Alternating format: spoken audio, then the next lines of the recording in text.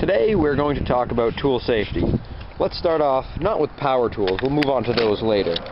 But first, with simple hand tools like vice grips or wrenches. Always use proper wrenches. Never use wrenches that were drop forged in Taiwan. Always wear safety glasses.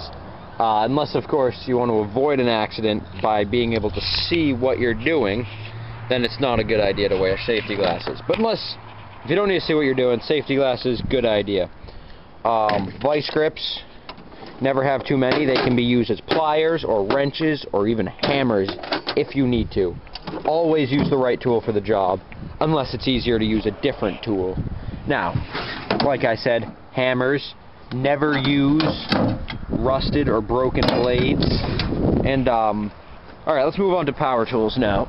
Now, it's always a good idea to keep, some paper towels around. Clean the blood off of your Sawzall, because you don't know what disease that guy had. You don't want that stuff getting in your cut when you cut your hand off with the Sawzall blade. So make sure to clean all the blood off the Sawzall. I mean, this blood's a little caked on, so I don't think that's coming off. But anyway.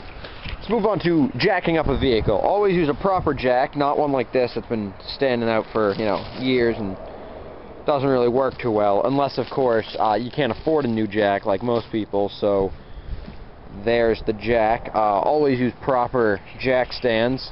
Unless you don't have any, then a bar stool will work. But make sure the bar stool that you use is aluminum or steel. Wooden ones that have been left outside for a long time could begin to become cracked and dry rotted, and your lawnmower could just fall over, and then more gas would spill out of the carburetor, and it'd be a big mess, and you'd have to burn it all, and it just wouldn't be a good idea. So that's the basics of tool safety. Now, you'd never want a Sawzall or use any kind of power tools that could create a spark, especially the ones I have that are not in the best of shape. You never want to do that near a gas tank. Unless, of course, you have to.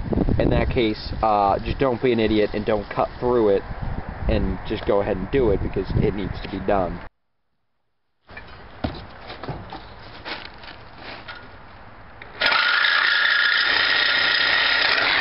Oh! Yeah, never pull it out because it could bend the blade like that. And if it does bend the blade like that, immediately put a new one in, unless, of course, you don't have one. And then you could just sort of redneck it back straight again with a set of vice grips. Something like this. Now, as you can see, I'm able... Oh, geez, my vice grips just broke. I'll get another pair. As you can see, I wasn't able to get all the blood off the blade. So I have to be very careful not to cut my hand with it, because I don't want that blood in it. You know what I mean? There we go. That's straight enough.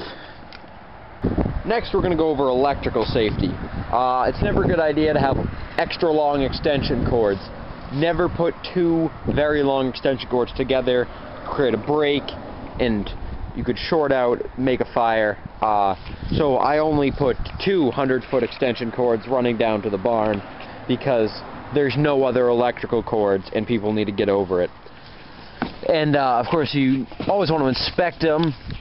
Alright, always use a 3-prong one with a ground, unless of course you bought the one with 2 prongs because it was cheaper at a flea market, because, who really cares.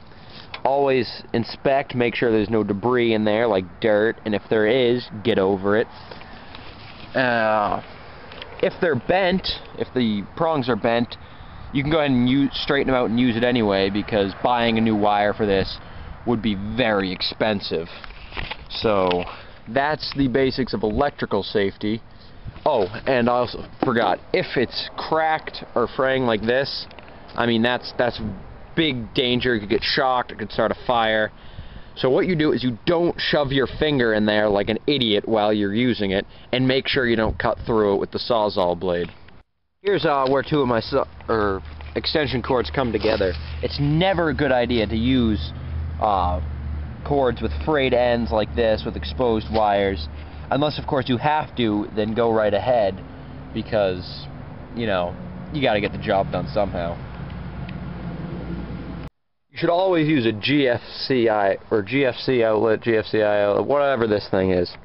I'm lucky enough to have one. If you don't have one, it's okay to use a standard outlet as long as you don't take your power tool and dunk it in a bucket of water while you're using it. If you don't do that, you should be safe.